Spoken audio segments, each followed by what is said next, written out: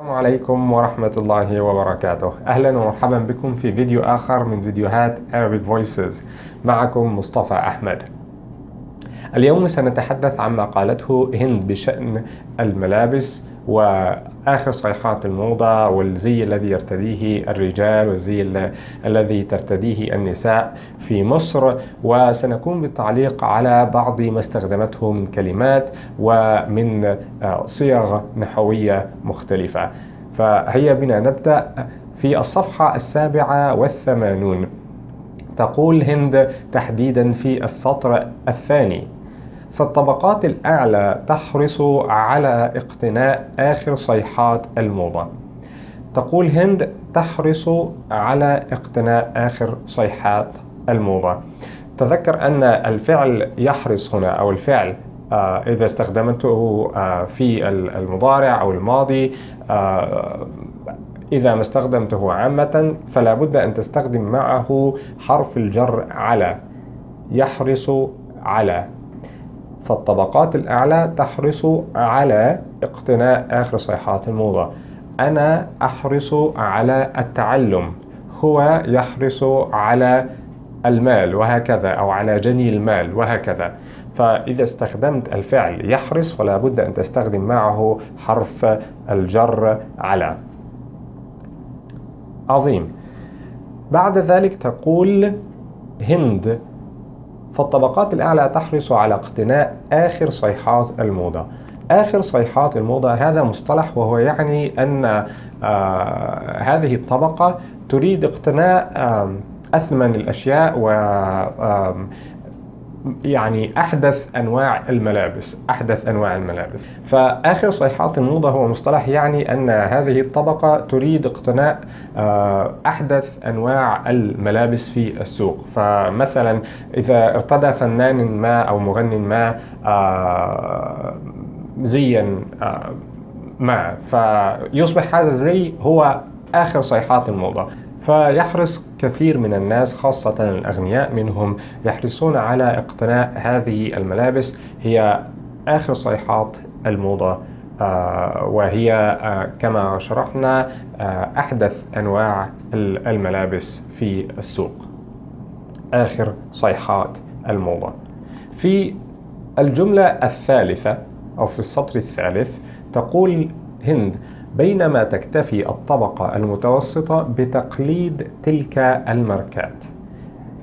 كما رأيت هنا هند استخدمت كلمة هي كلمة مستعارة من اللغة الإنجليزية وتستخدم في اللغة العربية، ونريد الإشارة هنا إلى أن هناك العديد من الكلمات التي تم تعريبها، والكلمات التي تم تعريبها هي استعارت من اللغة لغة أخرى كاللغة الإنجليزية أو اللغة الألمانية وهكذا، ثم تم استخدامها كأنها كلمة عربية، ويتم جمعها كذلك على أنها كلمة عربية. فكلمة الماركات هنا هي كلمة مستعارة من اللغة الإنجليزية مارك باللهجة البريطانية أو باللهجة الأمريكية مارك، وهذه كلمة مستعارة من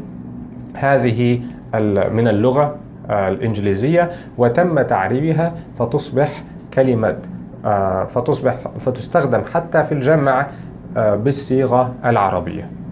وأظن أنك تعرف أمثلة أخرى مثل كلمة كمبيوتر مثلا، فهذه مستعارة من اللغة الإنجليزية كذلك، وكلمة تليفون هي مستعارة كذلك من اللغة الإنجليزية. وبعد تعريبها تصبح الكلمة وكأنها بالعربية، فنقول تليفون تليفونات، فيصبح الجمع وكأننا نجمع كلمة باللغة العربية. فالماركة الماركات وهكذا. عظيم. ننتقل بعد ذلك إلى ما قالته هند في السطر الخامس. تقول هند حيث يفضلون الملابس الأرخص سعرا. الأرخص. فهند هنا تقارن الملابس التي تقتنيها الطبقة الفقيرة بالملابس الأخرى، فتقول أن هذه الملابس هي الأرخص سعرا.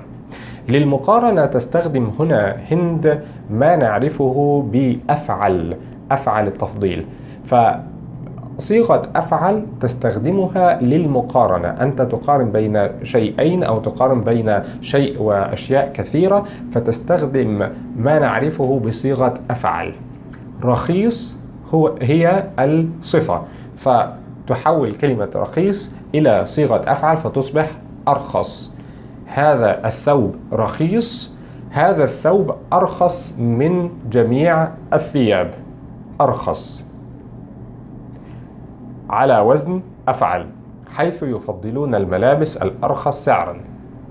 أنت تقارن بين بيت وبيوت أخرى فتقول هذا بيت كبير وهذا هو البيت الأكبر. كبير أكبر، رخيص أرخص.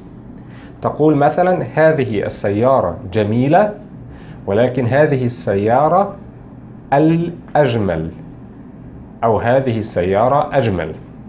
إذا استخدمت أجمل فقط بدون الألف واللام فيمكنك أن تستخدمها للمقارنة بين سيارة واحدة وسيارة أخرى واحدة، ولكن إذا استخدمت الألف واللام فغالبا ما تعني أن هذه السيارة هي الأفضل من جميع السيارات الأخرى، أو الأجمل من جميع السيارات الأخرى في رأيي. هذه السيارة جميلة، هذه السيارة الأجمل.